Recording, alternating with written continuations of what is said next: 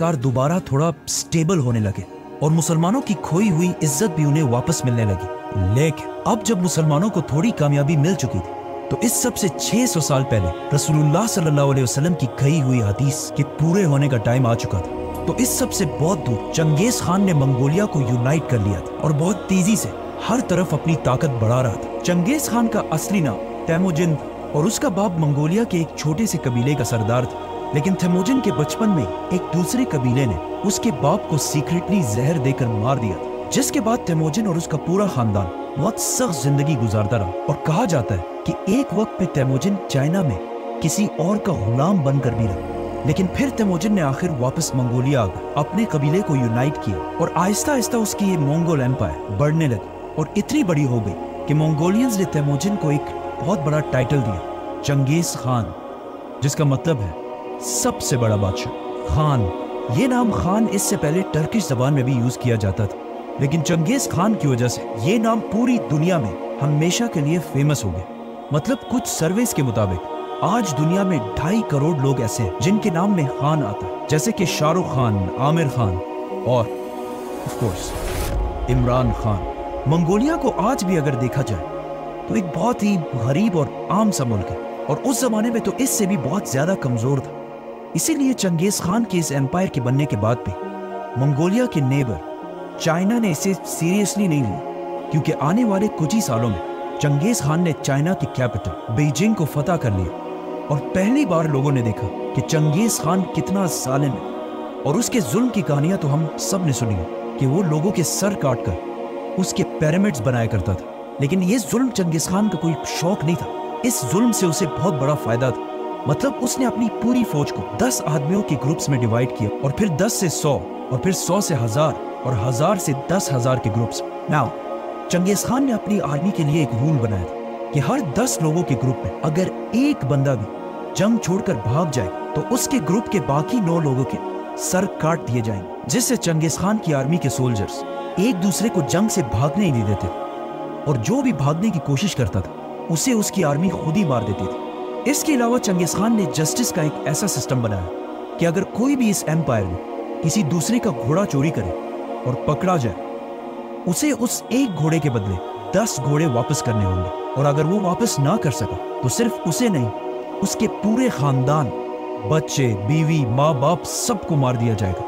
اس طرح چنگیز خان کی یہ ظالم ایمپائر بہت تیزی سے پھیلنے لگی، اور آخر مسلمانوں کی ایک ایمپائر خوارزم سے ٹکرا گئی۔ پہلے تو چنگیز خان کا کوئی ارادہ نہیں تھا کہ وہ مسلمانوں سے جنگ کرے، اسی لیے اس نے خوارزم کے بادشاہ کی طرف دوستی کا پیغام لے کر ایک ڈیلیگیشن بھیجا، لیکن خوارزم کے بادشاہ نے ان سارے لوگوں کو گرفتار کر لیا، جس کی وجہ سے انہیں رہا کرنے کے لیے چنگیز خان نے اپنے ایمبیسڈر کو بادشاہ کی طرف بھیجا، لیکن بادشاہ نے اس ایمبیسڈر کا سر کاٹ دیا۔ اب یہ بہت بڑی بات، ایمبیسڈر یا میسنجر کو قتل کرنا اسلام میں اور دنیا کے ہر قانون میں بہت بڑا جرم ہے۔ جب منگولیا میں چنگیز خان کو اس کا پتہ چلا تو اسے بہت غصہ آیا، اور اب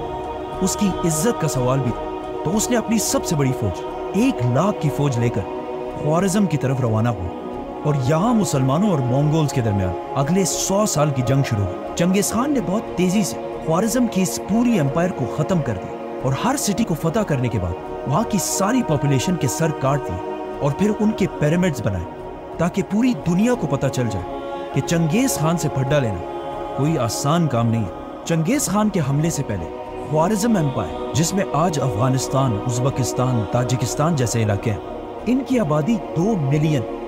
20 لاکھ کے قریب تھی، اور چنگیز خان کے حملے کے بعد اب یہاں کی آبادی صرف 2 لاکھ رہ گئی۔ مطلب چنگیز خان نے 18 لاکھ مسلمانوں کو شہید کیا تھا۔ ان علاقوں کو فتح کرنے کے بعد ایک دن چنگیز خان نے سارے مسلمانوں کو ایک مسجد میں جمع کیا، اور پھر خود ممبر پر چڑھا اور سارے مسلمانوں سے کہا کہ میں تمہارے رب کی طرف سے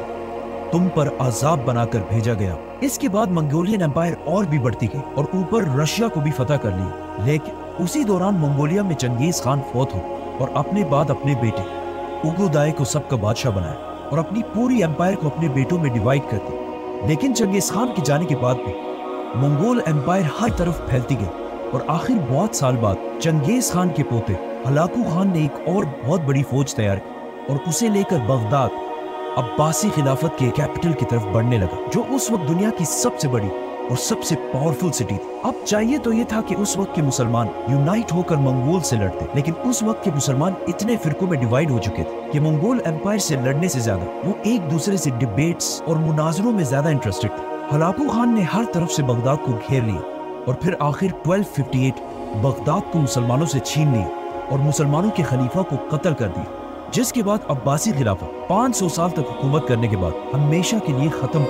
बगदाद फतह करने के बाद हलाकू खान की फौज ने इतना खून बहाया कि कहा जाता है कि बगदाद में दरियाए फुरात का कलर मुसलमानों की खून की वजह से कई दिन तक बिल्कुल रेड, और रेड कलर के बाद यूफ्रेटिस रिवर का कलर ब्लैक हो गया, क्योंकि हलाकू खान ने बगदाद के हाउस ऑफ विजडम, जो दुनिया की सबसे बड़ी लाइब्रेरी थी, उसके सारे किताब जलाकर राख कर दिए और उन्हें दरिया में फेंक दिया, जिसकी वजह से दरियाए फुरात का कलर कई महीने तक बिल्कुल ब्लैक। हिस्ट्री में मुसलमानों पर इतना सख्त टाइम कभी भी नहीं आया कि सिर्फ मुसलमानों को नहीं बल्कि इस्लाम की सबसे होली साइट्स को भी खतरा हो, क्योंकि अब्बासी खिलाफत को खत्म करने के बाद अब मंगोलों के सामने सिर्फ एक और सल्तनत, ममलूक सल्तनत, और अगर ये इसे भी हरा देते तो मक्का और मदीना का कंट्रोल मंगोल्स के पास चला जाता, तो वो 100%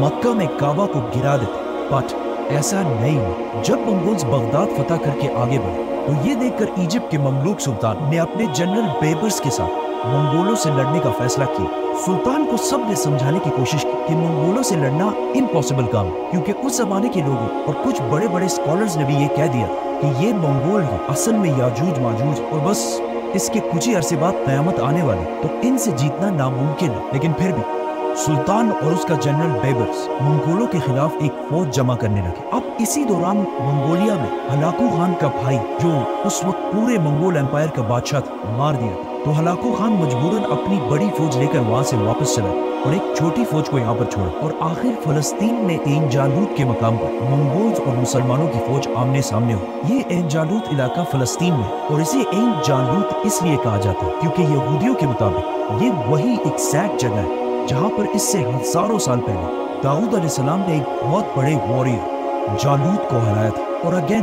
अब हजारों साल बाद यहाँ एग्जैक्टली ऐसा ही हुआ कि कमजोर मुसलमानों ने पहली बार द ग्रेट मंगोल एम्पायर को बहुत बुरी तरह हरा दिया और मंगोल एम्पायर की एक्सपेंशन को हमेशा के लिए रोक दिया। मतलब ये जंग हारने के बाद मंगोल एम्पायर कभी भी इससे आगे नहीं बढ़ा। ये थी मंगोल्स और मुसलमानों की जंग, जिसका इससे बहुत साल पहले रसूलुल्लाह सल्लल्लाहु अलैहि वसल्लम ने पहले ही बता दिया, जो आखिर ऐन जालूत की जंग के साथ खत्म हो गई। लेकिन फिर भी मुस्लिम दुनिया के एक बहुत बड़े हिस्से पर मंगोल्स का कंट्रोल था और उन्हें दुनिया में कोई भी चैलेंज नहीं कर सकता। लेकिन फिर आहिस्ता आहिस्ता यही मंगोल यहाँ के रिलीजन इस्लाम को स्टडी करने लगे और आखिर इतना इम्प्रेस हुए कि सारा मंगोल खानदान जो इन इलाकों में आबाद था मुसलमान हो गए और ये सारे इलाके दोबारा इस्लाम के कंट्रोल में है। अगर आप चंगेज खान की औलाद के सारे नाम देखें तो पहले इन सारों के नाम बिल्कुल मंगोल नाम, जैसे कि ओबदाय, जोची, हलागू, लेकिन आहिस्ता आहिस्ता इनके नाम मंगोल से मुसलमान नाम होने लगे, जैसे कि मोहम्मद, तैमूर, यूनुस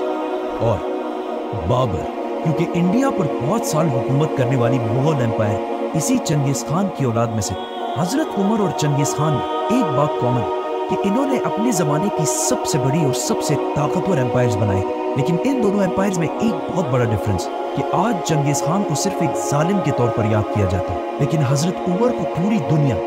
एक ग्रेट लीडर मानती है। सब्सक्राइब।